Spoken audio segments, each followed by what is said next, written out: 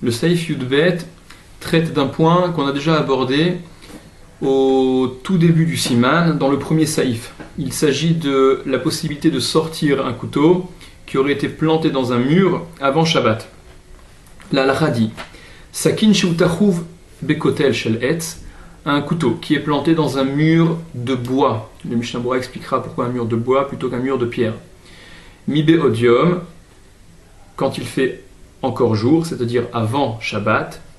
Assour leotzio be Shabbat, il est interdit de le sortir pendant Shabbat, donc de dégainer ce couteau qui aurait été planté dans ce mur. Kevan sheudavar mechoubar, puisque c'est quelque chose, ce mur est mechoubar, est attaché au sol, qu'il a un statut d'immobilier. Et que, en le retirant, fatalement, on élargira le trou que ce couteau a causé lorsqu'il a été planté. Et donc on est dans une situation de psik recha, c'est obligé que le trou soit élargi, et ça ce serait donc une tolada, une dérivée de bonnet, de construire, comme on avait expliqué dans le premier saïf.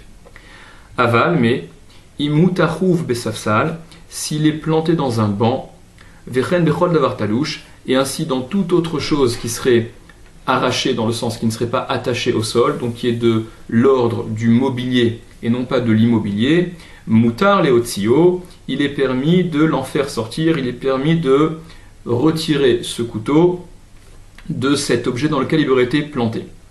Aga, le Rama rajoute, ve'im datsa ve'shalfa mi beodium, et s'il l'a planté et il l'a retiré avant Shabbat, donc ça a été non seulement planté, mais on n'a pas attendu Shabbat pour le retirer la première fois, on l'a déjà retiré avant Shabbat, donc l'entaille a été élargie, on a fait ça mi beodium avant Shabbat, à filou bekotel charé, même dans un mur ce sera permis dans ce cas de le retirer pendant Shabbat.